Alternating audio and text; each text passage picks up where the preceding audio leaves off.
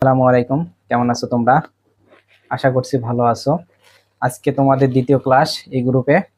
আজকে পড়াবো হচ্ছে অষ্টম অধ্যায়। তোমাদের যে গণিত বইয়ের অষ্টম অধ্যায় আছে, অষ্টম অধ্যায় তথ্য ও উপাত্ত অর্থাৎ পরিসংখ্যান, এই অধ্যায়টা নিয়ে কথা বলবো। আমি উপরে হেডলাইনে লিখে রেখেছি অষ্টম অধ্যায় তথ্য ও উপাত্ত। তথ্য ও উপাত্ত থেকে সৃজনশীল যেটা হবে, সৃজনশীলের ক নম্বরে যে প্রশ্নগুলো থাকবে, শুধুমাত্র আজকে ক নম্বর নিয়ে কথা বলবো। এরপরে ভিডিওতে খ নম্বর, তারপরের ভিডিওতে গ নম্বর নিয়ে কথা বলবো। খুব অল্প সময় কথা বলবো।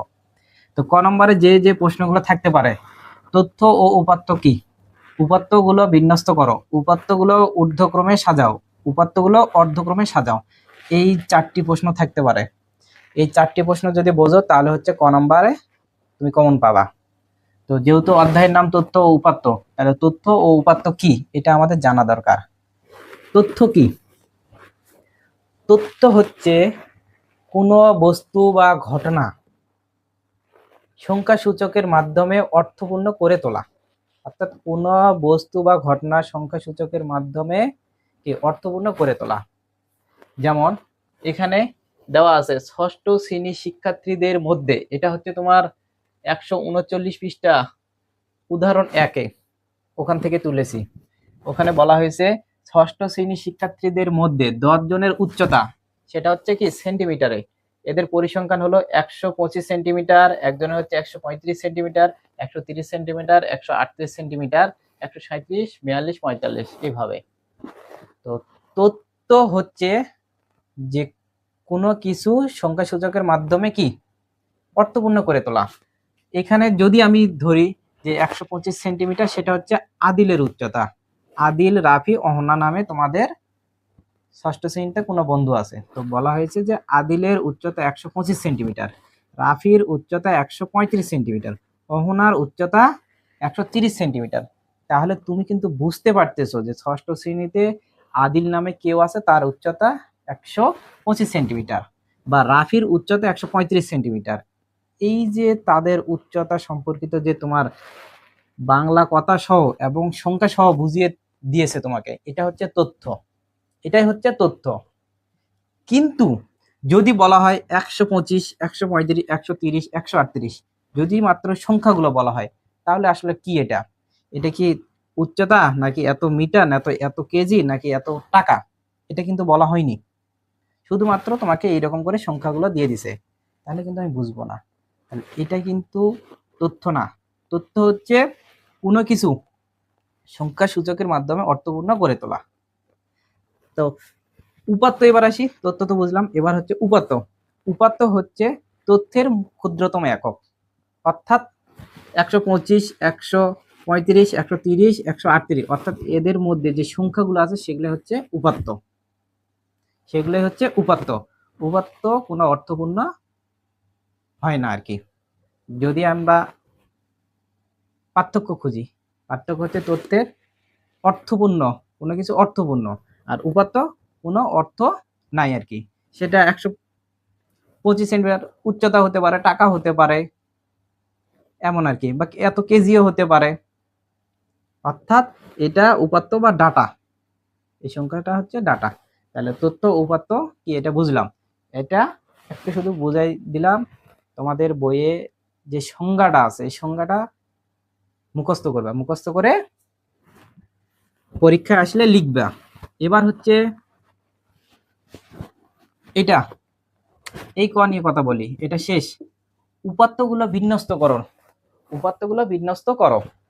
বিন্যস্ত নিয়ে কথা বলি। বিন্যস্ত অর্থ হচ্ছে সাজানো। বিন্যস্ত অর্থ হচ্ছে সাজানো, সেটা হচ্ছে ছোট থেকে বড় বা বড় থেকে ছোট, যে কোনো ক্রমানুযায়ী সাজাতে হবে।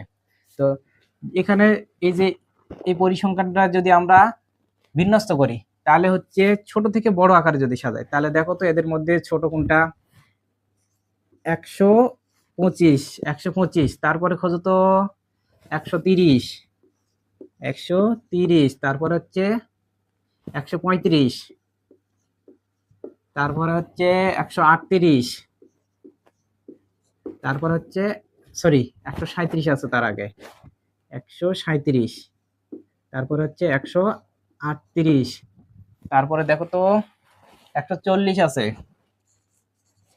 140, তারপর 142, 142, তারপর হচ্ছে 145,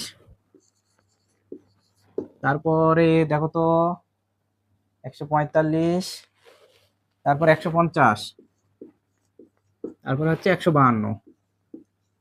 মোট কত জনের? 10 জনের। 1 2 3 4 5 6 7 8 9 10।